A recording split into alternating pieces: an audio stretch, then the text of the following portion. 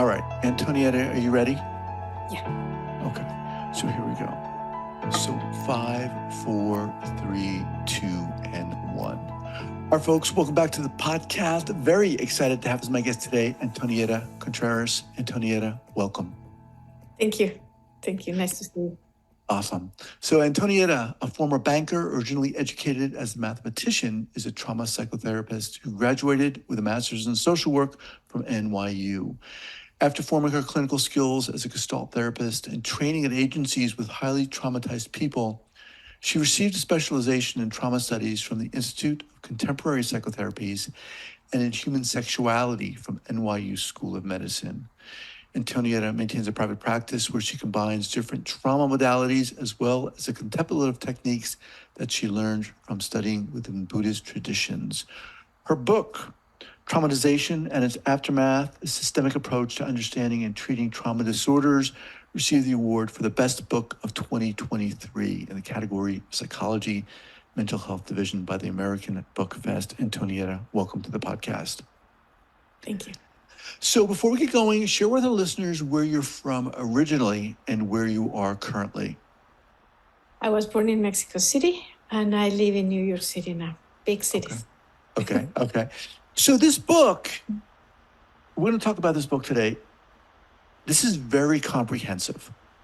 I mean, you pack a lot in here and in a very interesting way. So let's start. What was the impetus for writing this? Two main things. One was that I've been teaching for several years the foundation of the trauma studies program, a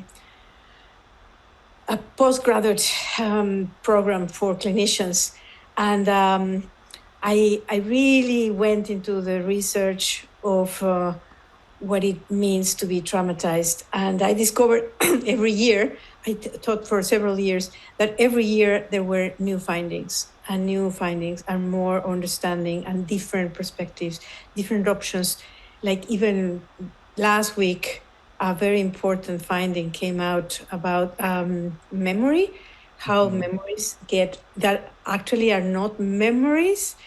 So kind of many of the principles that we use in some of our techniques are going to be redefined because of these findings. So that's what I noticed, that there were findings all the time that were really changing the conversation about what trauma was, and that many people had stayed in the original description of fight, flight, and simple things, that it has become much more complex. So that was one of the reasons to include all the new findings and bring them into updating the concepts of trauma. And the second one was that I participate a lot in platforms in social media, and there are so many questions about trauma and so many misinformation and misunderstanding of what it means.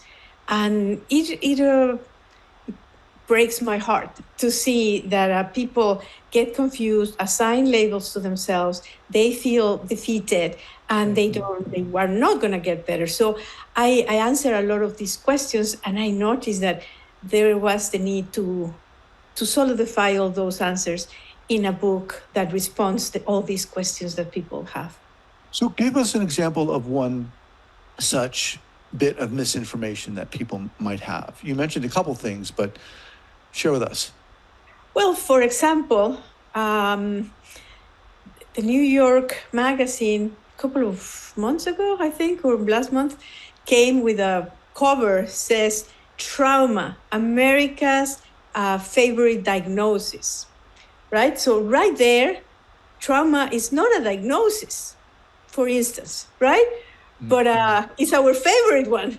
So what's going on? What is the diagnosis? What is the injury? What is the disorder? Instead of like calling trauma everything from the event, many people say, oh, the trauma that somebody gave me. Like trauma is not something that people give you, right? Like it's an injury that your nervous system goes through or your whole system goes through when you confront situations that are extremely dangerous or activating, and you can't handle them. Mm-hmm. So trauma is not the event. Trauma is not only the injury. Trauma is not the diagnosis. Trauma is not the reaction. Trauma is not is many things, right? So that is an example. Okay. You also, prior to that, you mentioned something about fight and flight, saying it's not really that simple. Yeah. Expound on that, please. Yeah. Well, I really make emphasis in my book about post-traumatic and peri-traumatic mechanisms that we have, because the fight or flight normally describes stress, like we all experience fight or flight when we get angry, for example, but that doesn't mean that the survival circuits are activated or that we are fearing for our lives, right? And even so, when we get really scared, some mechanisms start getting activated. But then once the danger goes away, there are other things that happen to the system, the post-traumatic, let's say, that we adopt as strategies. I also make the differentiation into preventive and protective mechanisms at the peri-traumatic ones, because, for instance, freeze is a mechanism that people confuse whether comes after fight, flight, freeze, that Mm-hmm. comes after the fight, right? And that is not really freeze. Well, people call it that, but there is a preventive mechanism that actually paralyzes us in a rigid way before the fight and flight mechanism gets activated, because we need that time to really understand the level of danger before we act. And then after the fight or flights, the immobilization comes that are very different in terms of what happens, what is happening to us.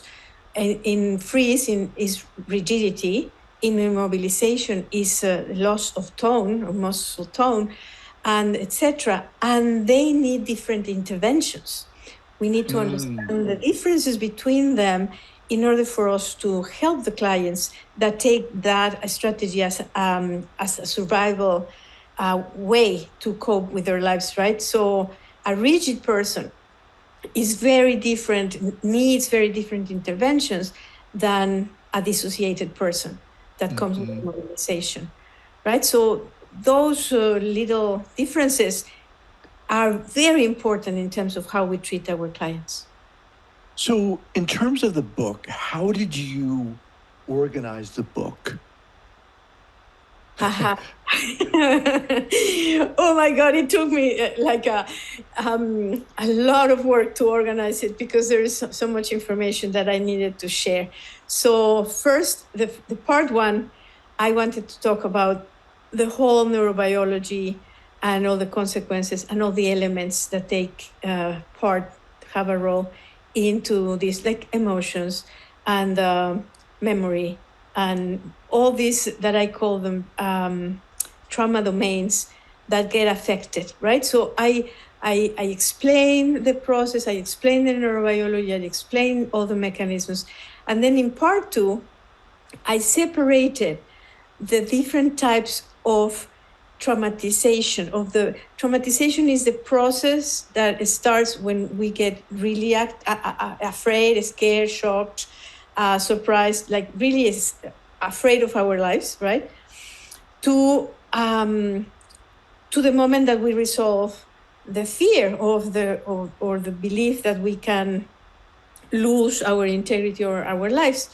That process can be short or can be prolonged for a very, very long time if we keep thinking or feeling that we are in danger, because the brain recognizes those signals as the cue to stay in survival mode, right? So the second part, I wanted to be very specific on the types of alterations that our system goes through with each one of the different ways to get traumatized, from day one to, for instance, complex trauma. Like people talk about PTSD and CPTSD, complex PTSD, right?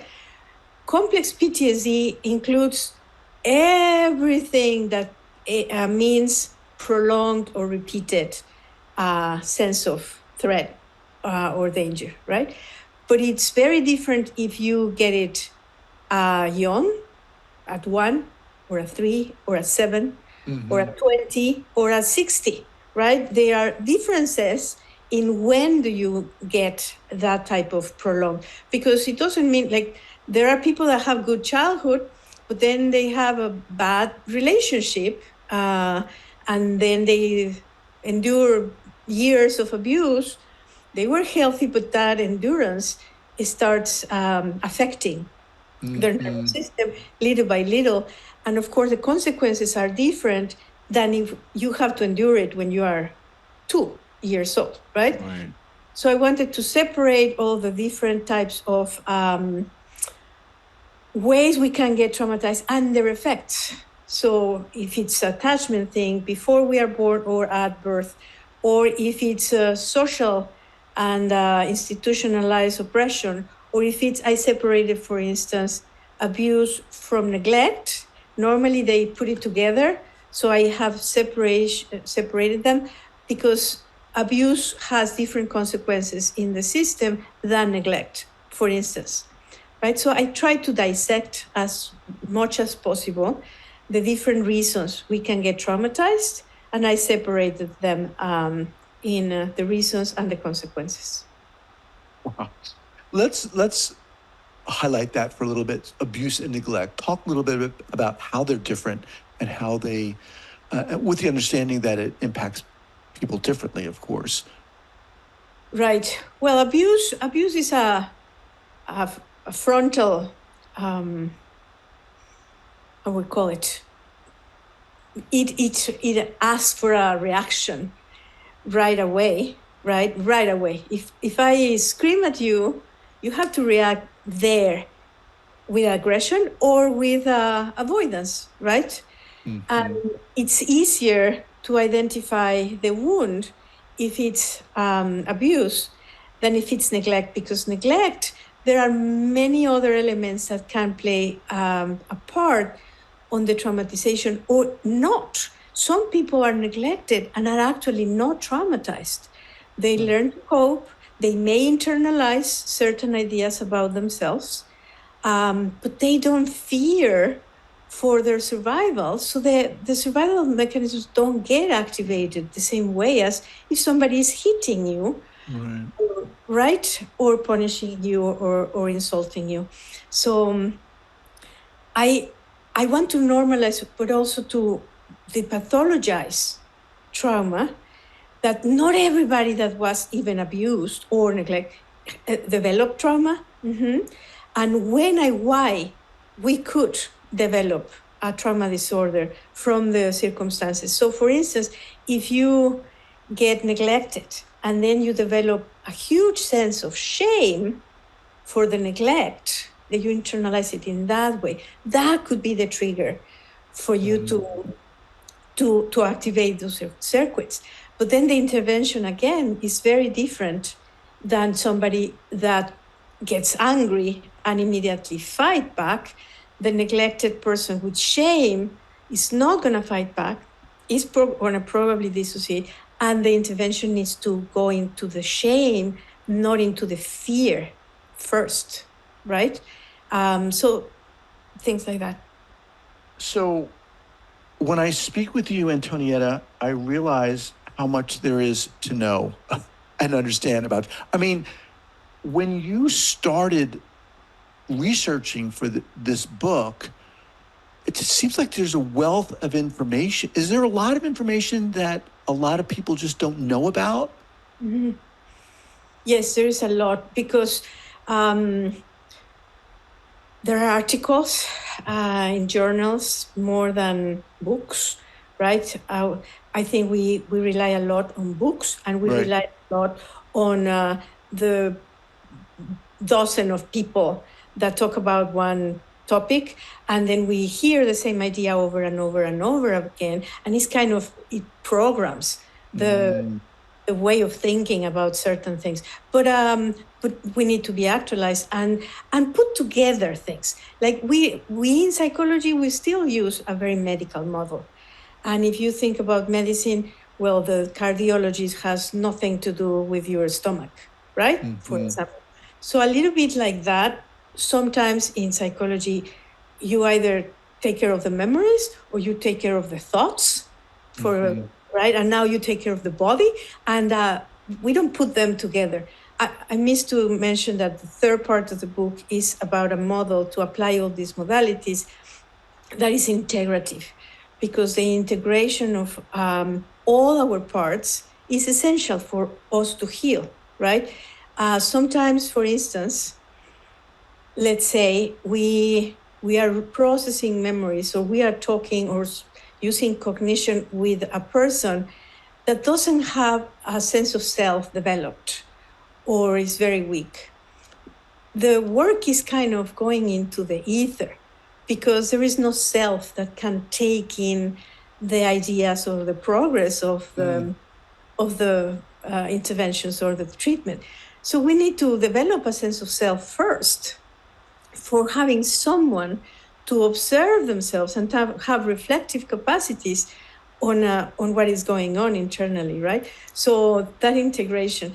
So that I think that way of seeing things is not very popular. We are not used to put together things, and that's what I was trying to do in the book, to put together. Rejection is a very interesting thing. For instance, is there kind of very separated from the trauma world, and is essential to understand attachment injuries, right? Because the main injury is this rejection sensitivity that people develop, that is what becomes the fear, right? The danger is to be rejected, the threat. So I brought that theory, the rejection sensitivity theory, into the book to put it together with the other parts that we have, as a way to understand the big picture. I mean, you obviously and clearly have such a passion for this. How did this develop? The passion? Yeah. Well, I have been always very passionate in general. Like, it's part of my traits, right? I also include all the chemicals and the neurobiology of temperament, for example, right? If you produce more serotonin than dopamine, you have different traits or whatever. But yeah, I have always been very, very energetic and very passionate. And I saw suffering. As a Buddhist, I understood that it's not the discipline only, it's not the hope only, it's not the faith only, it needs many more things. And the support of a community, for instance, in Buddhism, emotions, and in other religions, I'm also Catholic, and in Catholicism, being angry or experiencing envy is a sin, for example, right? Or in Buddhism, is a delusion. And at some point, I realized that we as humans need to embrace those emotions in order for us to be healthier emotionally. And if we didn't, we were just going to continue suffering them and being ashamed of even having emotions, because we are humans. So and then the suffering in all sorts of environments, right? Like people suffer in different ways, and it all get affected. So yeah, I want to continue helping and having the hope that I can continue helping people, and that more people need help. One of the reasons I became a teacher was to train trauma therapists for them to be more of us, helping people overcome this ugly place we live in when we don't get out of the trauma, right? Of the traumatization, this darkness, this loss of hope, this sense of defeat that is characteristic of a person that keeps in survival mode. So we need to be more of us. We need to have more awareness. We need to really battle that and make people more functional and more like capable of being happy. So, who is the book for? Is it for just basically anyone who wants to learn about trauma? Is it specifically for mental health clinicians who want to learn about trauma? I debated in which direction to go, and then I sold the book to a publisher that publishes textbooks, right? So I is both. I like the idea that the therapist reads it and then share it with the client, maybe a chapter, maybe two, for them to understand certain things. I believe in psychoeducation.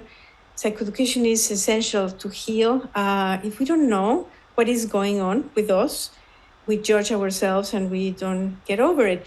So I think it's a very nice psychoeducation tool.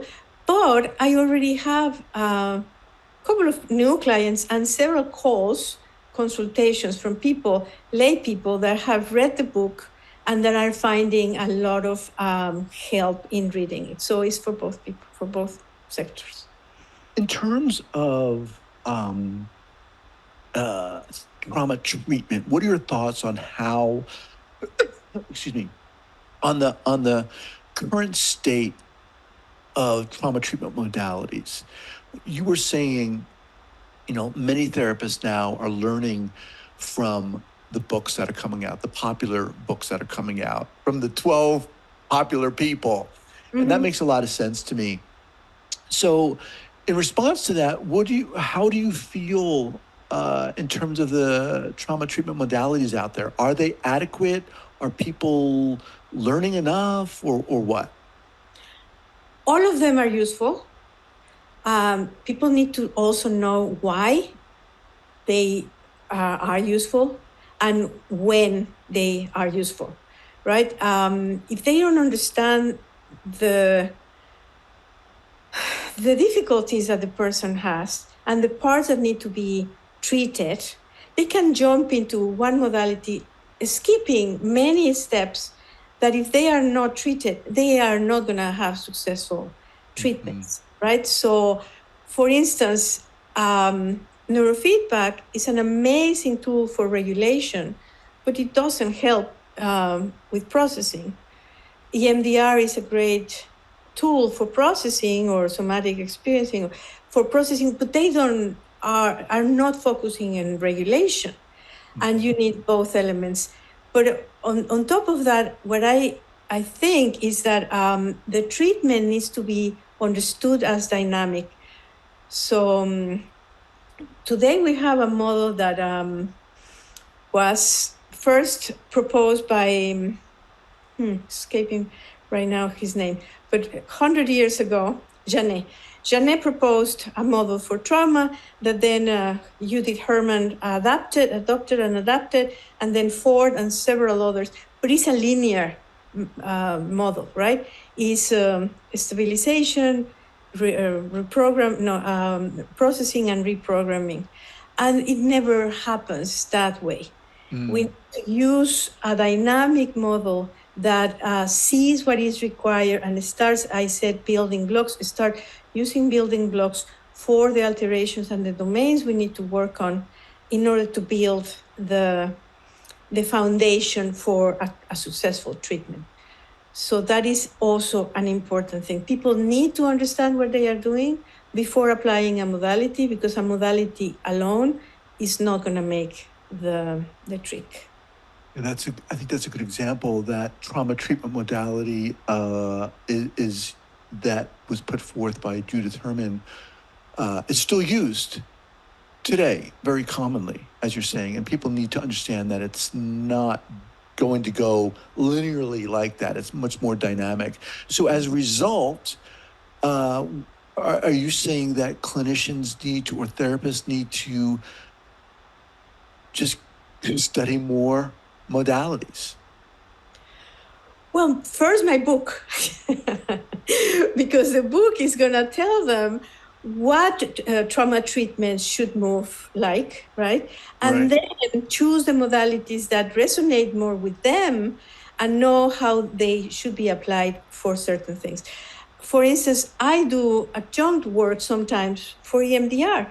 If somebody has their therapist and they have been developing a relationship, and that's wonderful. But at the moment that they are stable and need to process, they could be sent to a different therapist to work on those pieces or that part of the treatment.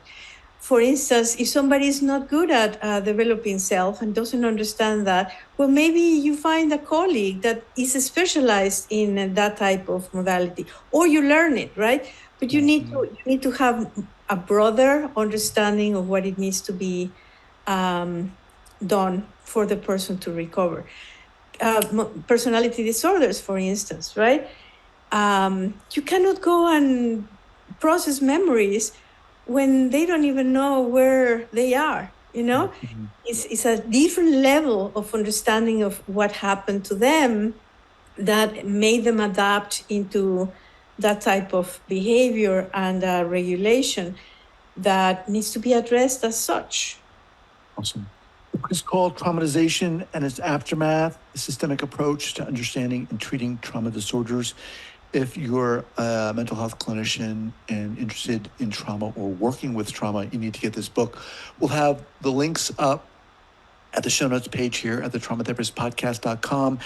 And on Antonieta, they can get it at your website, obviously, which is what? AntonietaContreras.com. Okay, we'll have that linked up as well. Antonieta, so inspiring. This book is a game changer. And I want to thank you so much for being here and sharing your inspiration with us. Thank you so much for having me. All right, take care.